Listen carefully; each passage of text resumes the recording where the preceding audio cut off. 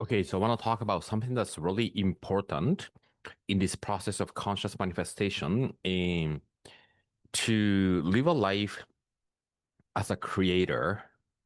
We talk about one of the most important thing is belief. And it's interesting, whatever that is that you're doing, you probably have something that you're executing. And it's a natural tendency for all of us to begin focusing on what is it that we're doing that we need to change, the tactics and the strategies and the project. But when we understand that we are energetic being and every single consequence occurs based on an energetic resonance, what we do is not too much of what influence the result, but who we are being as we do what we do is what we want to observe. And I cannot stress enough how much most people are focusing on the what and the thing that they're doing or not doing. And when something is not working, they tend to change the strategy or what they do because they think that that is what's causing the absence of the result. But I mean, you want to align with how good you feel about what you're doing.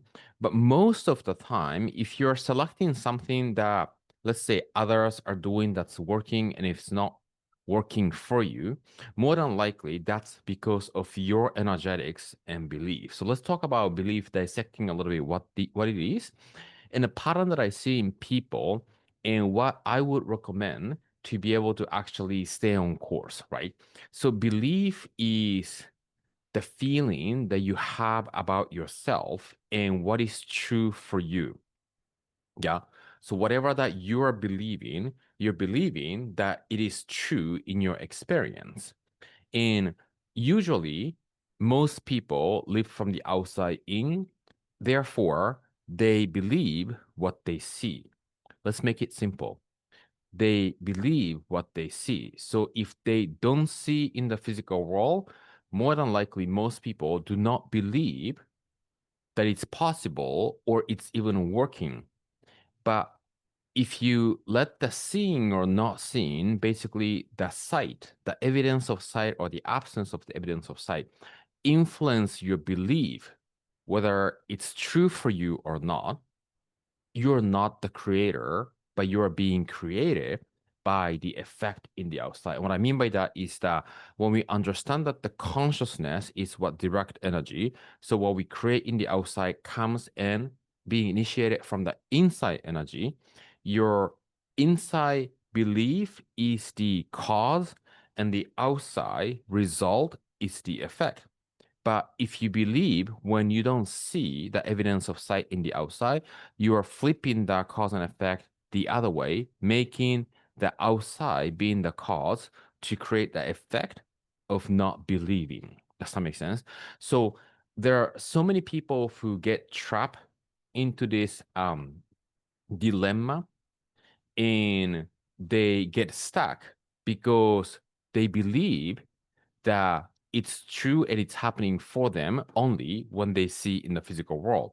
So what we want to do is, in order to execute and demonstrate the creator role, we want to actually become delusional by imagining that it is here. Imagining that it's here because you can imagine in the screen of your mind the evidence of sight even though you do not see in the outside, you can see using your mind's eyes.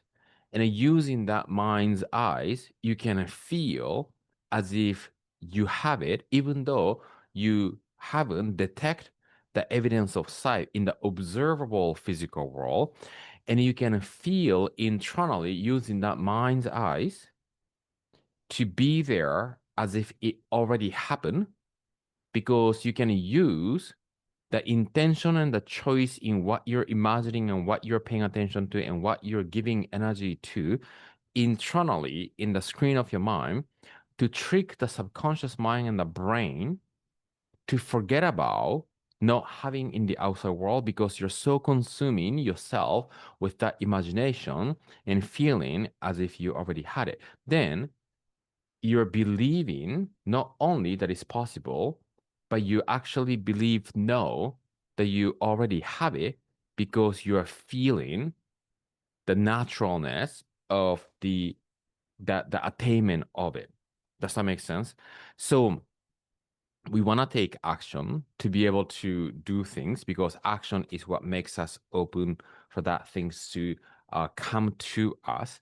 But we want to practice cultivating the belief to be able for that belief to cause the observable scene to arrive instead of letting the absence of the evidence of sight to shake our belief. Does that make sense? This is like a little mind game, and it's in a game between the outside and the inside, and the past and the future. And what I mean by the past and the future is that many people begin assuming or creating assumption based on the past. It didn't happen in the past, so probably that's gonna be the same case this time around, right? If you do not consciously, deliberately shift your attention away from that, you will more than likely get drawn to that attention, collecting data from the past, and then making a decision because you don't see it in the outside that it's not gonna happen in the next few days or few weeks or few months, whatever that project or whatever that you're doing, right? But what I'm inviting here to be the creator is to recognize those pattern in you because that's a human pattern for most of us and begin understanding that the outside observable effect is the last thing that happens, and we must first cultivate that energetics to begin letting the delusional mind convince the subconscious mind to feel as if you have it and it had it, and then you want to be in that energy as much as you are able to until you forget that you didn't actually have it in the observable world. And then noticing the tendency of the mind wants to kind of grab a little bit, right, from the past evidence or the memory background, and to not to let that past present version of us um dwell our mind towards the lack because that's what the mind wants to do to be and feel safe. Yeah. So to rise above all of those tendency and the habit of the mind, it is habit of the mind to focus on the outside. It is a habit of the mind to focus on collecting the data from the past. We become aware of that, and then we